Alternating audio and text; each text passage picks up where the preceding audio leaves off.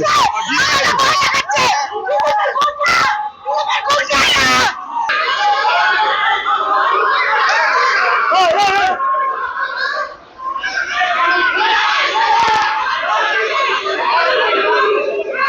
Kolkata airport पर उस समय भारी हंगामा खड़ा हो गया जब तृणमूल कांग्रेस के राष्ट्रीय महासचिव और सांसद अभिषेक बनर्जी एयरपोर्ट पहुंचे।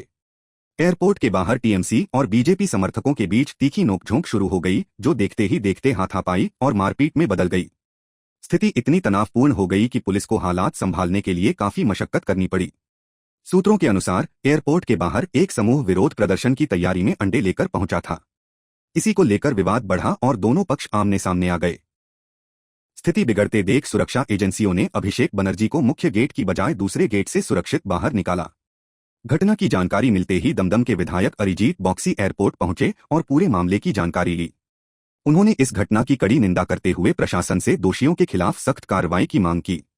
विधायक ने कहा कि एयरपोर्ट जैसे संवेदनशील इलाके में कानून व्यवस्था से खिलवाड़ किसी भी कीमत पर बर्दाश्त नहीं किया जाएगा और 24 घंटे के भीतर सभी दोषियों की पहचान कर उन्हें गिरफ्तार किया जाना चाहिए। इस मामले में पुलिस ने कार्रवाई करते हुए दमदम नगर निगम के वार्ड नंबर 15 के पार्षद देवाशीष बंद्योपाध्याय को गिरफ्तार किया है।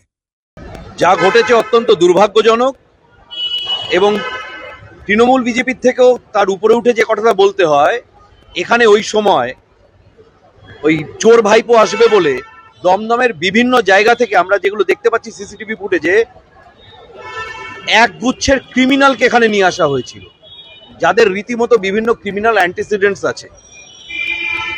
এবং তারা এখানে কি করছিল, এবং আমি তো বলবো যে এখানে এখানে যে এত বড় একটা কাণ্ড ঘটে গেল, এটা তো 2 মিনিটের ঘটনা নয়, 20-25 মিনিট ধরে ঘটেছে।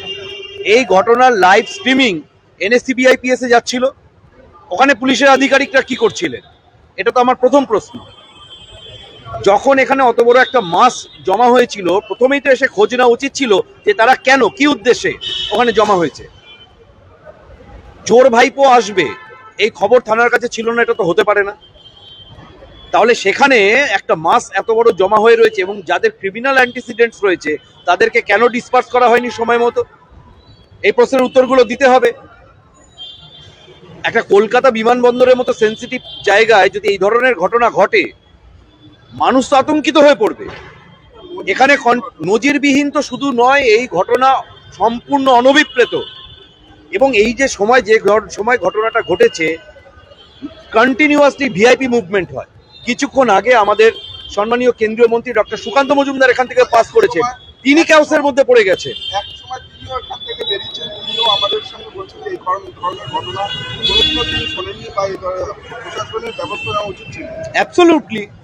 অ্যাবসলিউটলি এখানে আমরা তো এই ঘটনার পিছনে যাদেরই দায় বা দায়িত্ব আছে আমরা আইডেন্টিফাই করব এবং তাদের বিরুদ্ধে যাতে উপযুক্ত ব্যবস্থা হয় সেটাও এনশিওর করব আমরা। এয়ারপোর্টের মতো একটা সেন্সিটিভ জোন, সেখানে 70-80টা ক্রিমিনাল 8 ঘন্টা ধরে দাপাদাপি করে গেল। চোর ভাইপো যদি মনে করে থাকে যে এই ধরনের লোকেদের এনে ও হাওয়া গরম করবে, মাথায় রাখতে হবে এখান দিয়ে কিন্তু রেগুলারই পাস করতে হবে। এখান দিয়ে এই দমদম এয়ারপোর্ট দিয়ে রেগুলার পাস করতে হবে। হবে তো সম্ভব রোজ ক্রিমিনাল এনে এই ধরনের অসভ্যতামি করা? পালানো ছাড়া তো আর কিছু করার নেই। সমস্যাটা এখানে জনতা দেখলেই চোর চোর বলছে। আরে চুরি করেছে চোর শুনতে হবে, আর চোর তো না, ও তো ডাকাত। ও ডাকাতি করেছে, ওর পিসি ডাকাতি করেছে, ফাইল ডাকাতি। কারণ আইন বলে 5 জনের বেশি লোক মিলে যদি কোনো জিনিস ছিনিয়ে আনে তাকে ডাকাতি বলে। ফাইলটা ছিনিয়েছিল যখন 5 জনের বেশি লোক নিয়ে করেছিল, ডাকাতি। যে চুরি করেছে, যে ডাকাতি করেছে, সে চোর ডাকাত শুনবেন, এটা তো হতে পারে না। তার জন্য সাধারণ মানুষের উপর তৃণমূলের এই আশ্রিত দুষ্কৃতীরা, এখনো এই ক্রিমিনালেরা যদি মনে করে থাকে যে তৃণমূল তাদের শেল্টার দেবে, খুব পরিষ্কারভাবে বলে দিচ্ছি 24 ঘন্টার মধ্যে তাদেরকে আইডেন্টিফাই করা হবে এবং অ্যাকশন নেওয়া হবে। এটা কিন্তু খুব পরিষ্কার বলে দিচ্ছি।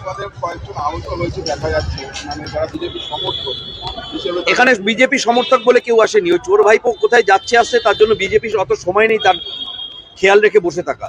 এখানে সারা বছরই পাবলিকের আসা যাওয়ায় কেউ রিসিভ করতে আসছে, কেউ সি অফ করতে আসছে, একটা জনতা এখানে থাকে।